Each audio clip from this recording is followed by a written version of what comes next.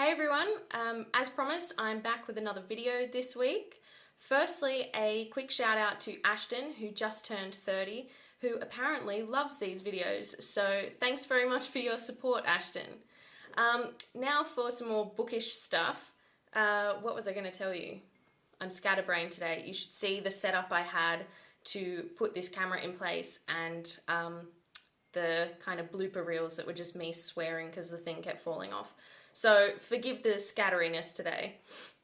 The most important update I have is that my website has undergone a massive rebrand. So I have a new logo, as I mentioned to you in my last video, and I actually have it right here on this mug. So this logo is brand new, designed by Eva Davis in Sydney.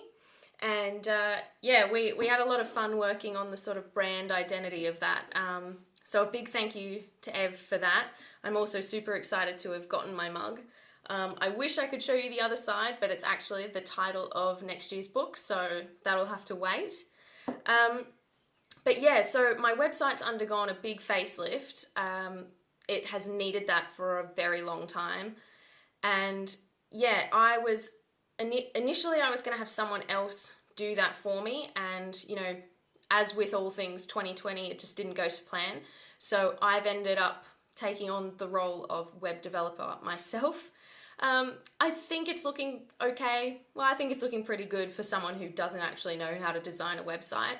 But I would love some feedback. So if you guys want to pop on there at helenschoirer.com, I would love to hear what you think. Like, is it not working? Can you not read it? A page is broken? Like, anything that you think I might need to know, I would love your thoughts. Also, if you do visit the website, you will actually get a glimpse at the series title for my quartet. I figured I wasn't going to update it again in the next couple of months, so I just put all the information on there already. So yeah, if you visit my website, you will find out the series title for my quartet. So that's pretty big.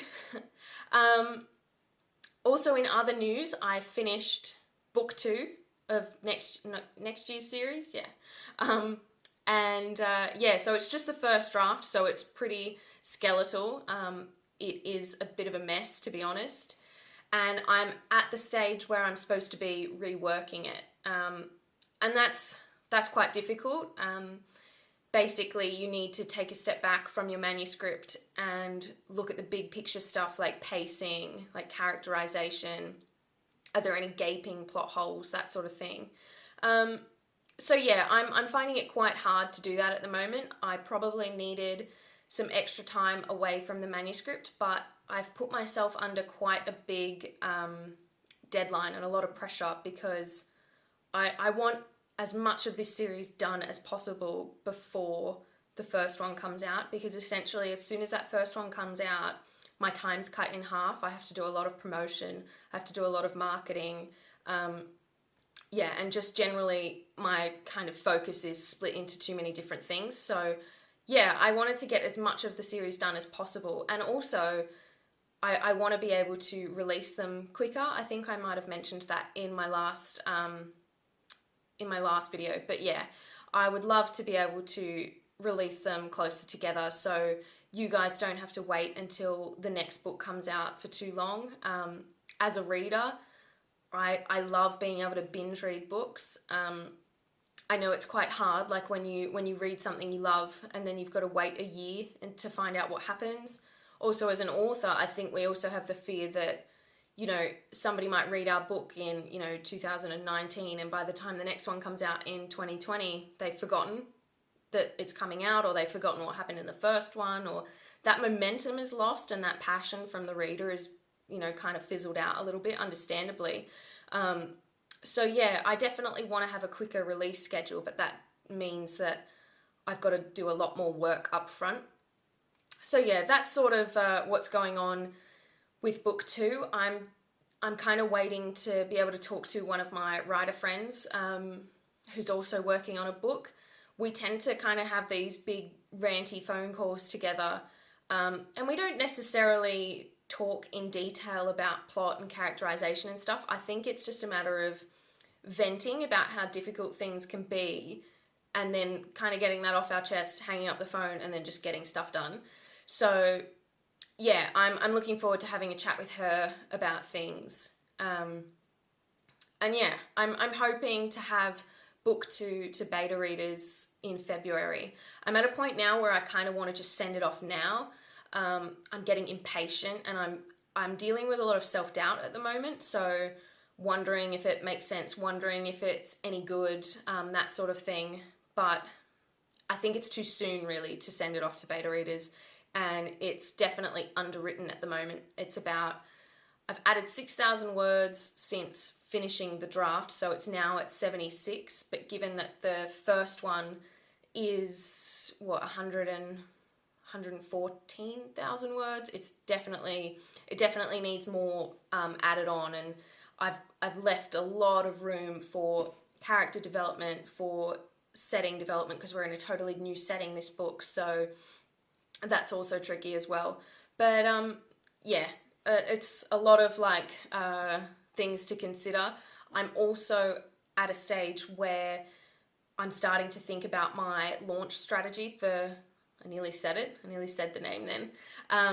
Yeah, I'm nearly at the stage where I'm thinking about the launch strategy for the first book, and it's all like ticking over in my head. So I'm worried about what people will think of the first book. I'm worried about if the second book's any good, and then I'm also thinking about all the different things that need to fall into place in order for the launch to go well. So yeah, that's quite a lot, but that's where I'm at with the series and my sort of writing life at the moment. What else was next month is big. Next month is my last email of the year. So we can say goodbye to 2020 with a bang, because I will be announcing the title of next year's book. As I said, you can get a little hint, well, not a hint, you can find out the series title on my website at the moment. If you have a little dig around there, it is floating around. I believe it's actually on the homepage, but I have not yet announced the title for next year's book. So I'll be doing that in December's newsletter. So be sure to sign up for my newsletter if you're interested in that. I'm really excited to share that with you guys. It's been, well, it feels like the longest kept secret ever. But yeah, I've also had my friend Eva do some beautiful typography for the reveal. So yeah, I'm hoping you guys will like it. I'm hoping it will pique your interest and kind of get you excited for what's coming next year. What else did I write down? Sorry, I'm just looking at my notes. Yeah, I also had a couple of reader questions come through over Instagram. One of them was about what are the weirdest things I've had to research for my books. There are a lot of weird things I've had to research. The most recent one has been how to use a medieval sling, which is, does everybody know what that is? It's like two strings, and then it has like a little pouch, and you put a stone in it, and you kind of whirl it around. You can either use it as a projectile, so the stone leaves the cradle and hits things, or you can like whack people with it in the cradle still. Either way, it's a pretty brutal weapon, so I looked up how to use that, what the techniques were, also what sort of damage it inflicts. Spoiler alert, it's pretty horrible. You can shatter cheekbones, you can blind people, you can kill people, just essentially maim people. And so yeah, that's something I've looked up lately. I don't know how many videos I watched of dudes just always kind of middle-aged weird dudes in the forest using slings on trees. But anyway, so I watched a lot of those. Basically, in this new series, there's a character whose weapon of choice is a sling, and then actually in the second book that I'm now reworking, the main character learns how to use that. So that's why I needed to learn quite in detail how this weapon is used. So that's one. Another one I had to research I think for the Oromir Chronicles was what's the right word? I'm going to make a mess of this now. But I had to research, if you shot someone in the abdomen with an arrow, what sort of tension would there be if you like pulled that arrow out? Like how easy is it to pull an arrow from someone's stomach? And how easy is it if you're a man, if you're a teenage girl? Like, everybody has different strengths. Does it matter what sort of person it was that was shot, like what their body type is? Also, if you pull it out, do they bleed to death?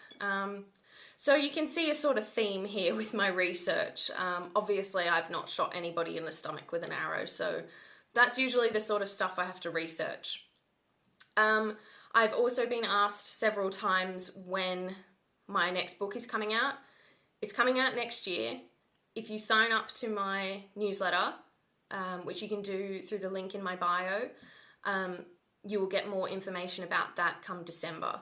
So I've refrained from announcing an official release date yet, just because with this year being what it has been and not really knowing how things are going to go at the beginning of next year, I wanted to give myself the flexibility. Ideally, it won't be till the second half of next year, but depending on sales, depending on how stuff goes, I may bring it forward or not. I don't know yet. That's why I haven't announced it yet. So definitely sign up to my newsletter if you're interested in finding out more about that when I have the information. And that's about it for now, guys. Thanks so much for tuning in again. If there's anything you want to know in particular, shoot me a message, leave me a comment, and I will get back to you, or I'll include it in next week's video. All right? Thanks so much for joining. Bye for now.